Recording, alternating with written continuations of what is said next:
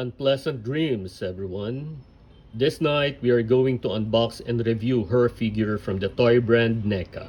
She is Elvira, the Mistress of the Dark.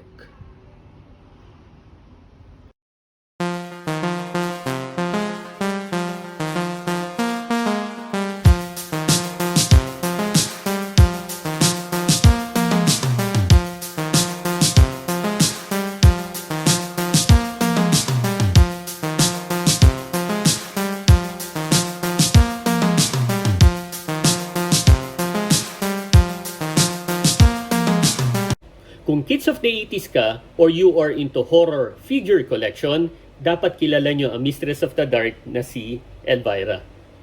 Ang Neca toy brand released this figure to commemorate the 40th year of Elvira in the business. Sa mga movies, I love watching adventure genre, kasama dito yung mga heroes and science fiction movies, tapos lahat ng apocalyptic and horror movies. And speaking of horror genre, wala akong ganito sa mga toy figure collection ko. Kahit na gustong-gusto ko ng mga horror movies. Nasabi ko kasi sa sarili ko noon, mag-start lang ako ng horror genre action figure toy collection kung magkakaroon muna ako ng either si Crypt Keeper or si Elvira. Silang dalawa yung mga naging host sa show nila. Si Crypt Keeper sa Tales of the Crypt, which is a series noong 1989 to 1996. At si Elvira naman sa movie Macabre, which is a television movie program that aired from 1981 to 1986.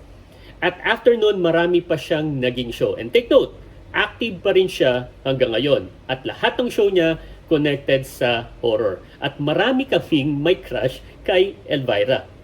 Kaya I'm happy nagkaroon na ako ng ganitong figure at masisimulan ko na ang horror figure toy collection ko. I was thinking nung una to make this a Halloween unboxing and review special, pero matagal pa ang Halloween. Kaya the earliest best day or night is during the full moon of February, which is also called the hunger moon, kasi this is yung food nila is very scarce at napaka-onte during this month, especially sa mga areas which have a cold climate na parang every month winter sa kanila. Kaya if you are going to hunt for food during this month, be careful, baka ikaw pala yung hunted. Kaya tumingin ka sa likod mo. We are now going to unbox her and then review the figure. I hope I won't be disappointed kay Elvira. So let's start. Let's check the box first. This is the front, the back, the side, then the other side, then the bottom part wherein there's a signature of Elvira, then the top portion.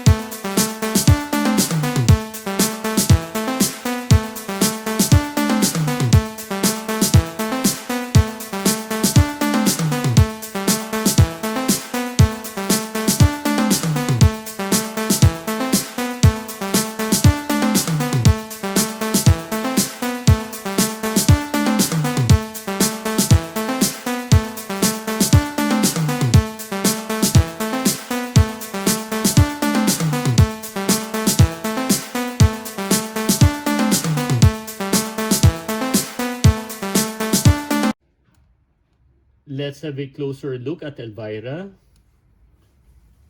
This is the front. At its face, napakaganda ng figure. Then the back.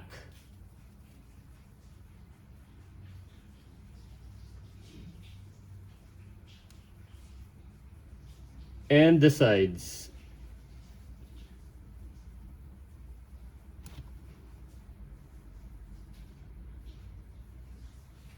Let's start with the design. Of course, she has a gothic look. Unahin natin ang head. She looks really pretty. The application of the color, which is the makeup on her eyelids, cheeks, and lips, were done simple and neat. Her hair is great. That's one of her signature. You can move some parts of her hair, like the side. Let's check her ears. Well, it's visible, but not much because it is being covered by her hair. This is the back of her hair. The shading is perfect in every side, including the top. I love the blue eyes. Then the mole just below her right eye is noticeable. Her nose and lips are perfectly done. Then another signature of Elvira is her cleavage, of course. And you know what? These are her beautiful assets. And I guess this is a waist trainer. Then this is the port or outlet for the dagger, which is one of her accessories. And I think we can remove the waist trainer. Yes, we can. That's good. So this is another accessory of Elvira. Let's go to the dress. Let's check the upper part. The texture of her clothes is actually good. We can even adjust her clothes to see other parts of her body. She has a bracelet, but let's go back to that later. Then this is her back. Well, I think I need to revisit some of her pictures and rewatch the movie just to make sure the size of her glutes is accurate based on the scale of this figure. You have the slit. I think I know why her legs is colored differently, because she's wearing stockings. So this is great. They showed she's really wearing a pair of stockings. And also wearing black underwear, and even showed the sculpt of her glutes. I love what they did there. The legs, the small calf could also be seen. The ankle and her heels are good. And there are also peg holes. Oh, I forgot to show her hands earlier. So let's go back to her hands. This is the magic ruby ring, which Elvira always worn.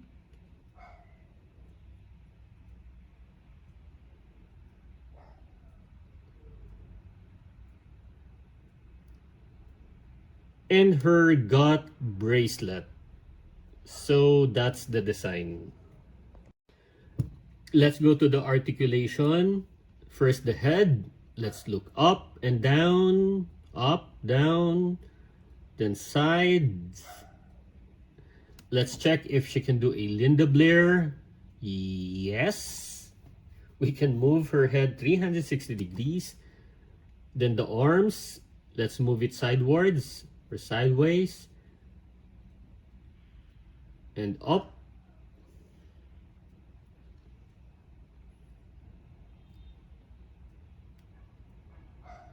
We can also move it in full motion because of this ball joint.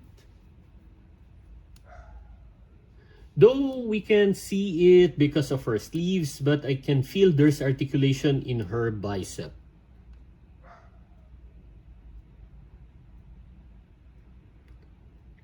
Let's try the other side of the sleeve.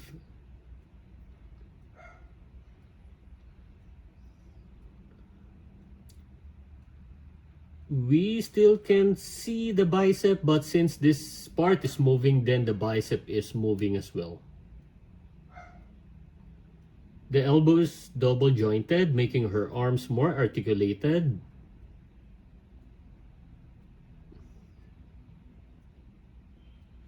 Oh, there's the bicep swivel. Now I saw it. Then let's go to the wrist. We can move the wrist 360 degrees. Then the diaphragm. Let's crunch forward. Then back. Forward, back, side. We can even move the hips. Then the legs.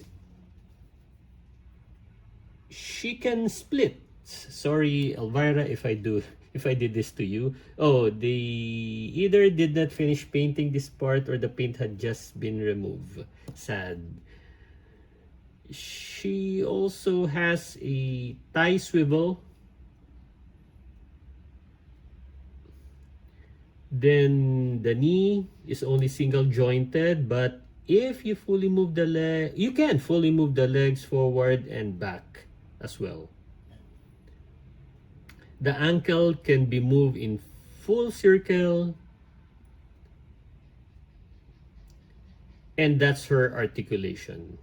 Let's measure Elvira. That's 8.5 inches. That is how tall she is, because also for hair and heels. For comparison, let's get McFarlane Toys, Batgirl, and the Wizard Etrigan. Kita yung height difference nila.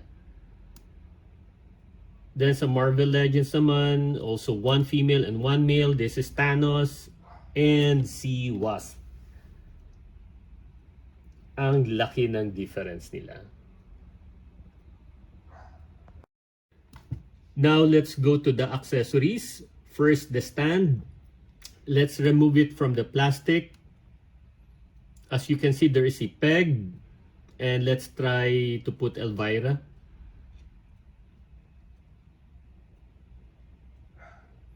The second accessory is the skull. I love the details of this. The color, everything. It's made of rubber.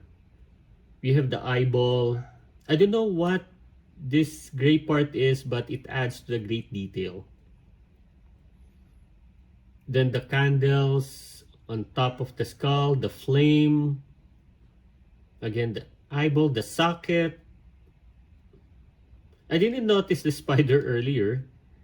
Then this green part, which I think is a snake. Oh, ito yung ulo. Yan. So snake lang pala, pero umiikot siya buong skull hanggang sa likod. Then the third accessory is the dagger. I think this is the weakest design. Hindi ganun ka-detail yung dagger, knowing na laging pinapakita ito sa show ni Elvira. Then the fourth accessory is this chalice. The detail is good, lalo na yung green smoke or spirit effect niya. Then the alternate head. Actually cute yung pagkaka-design dito. May dating yung kindat niya, including yung smile. I think the same design yung hair niya. Then the 6 is the waist trainer. As you have seen kanina, nakalagay talaga ito, but we just remove it for the sake of the review at isuot na lang natin ulit sa kanya.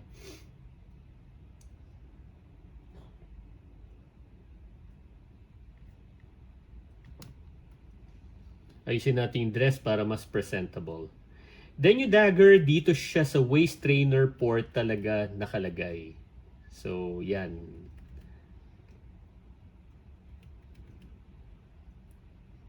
Then, palitan natin yung head. Medyo masikip. Ayan. Let's try to make... Or let's put the alternate head kay Elvira. Yan. So, at least iba na yung ano niya. Iba na yung face niya. Parang she is seducing us. Let's try to make Elvira hold the dagger. Wala kasing finger articulation. Tapos hindi pa ganun medyo close yung hands niya. Kaya mahirap ilagay yung ibang accessories. Let's also try to put the chalice. So, pwede niyo hawakan yung dagger and also the chalice. Then, let's use the stand to create a pose. Yan. At dito na lang natin ilagay yung dagger niya. Yan. So, that is the presentation of accessories. I appreciated what Neca did with the figure. Kuhang-kuha yung itsura ni Elvira, yung face and body. It was neatly done.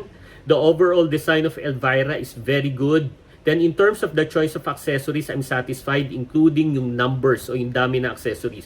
Then very detailed din yung mga accessories except yung dagger, which for me medyo mediocre siya kasi kulang pa ng konting details. Then pagdating sa articulation, I'm happy except for some parts which are hard to move kasi, pero mas okay na yun kaysa very loose yung mga parts niya. Anyway, time will come naman na medyo magdo-loosen up yung mga parts, especially if you're going to use a figure, let's say for photography, or you just want to play with a figure. So I just like to say I love the figure, and she will be the start of my horror toy figure collection. I hope you enjoy the review, the unboxing. I hope you enjoyed this video. This is the Markman. Thank you for visiting the Markverse. Always remember to pay it forward with kindness.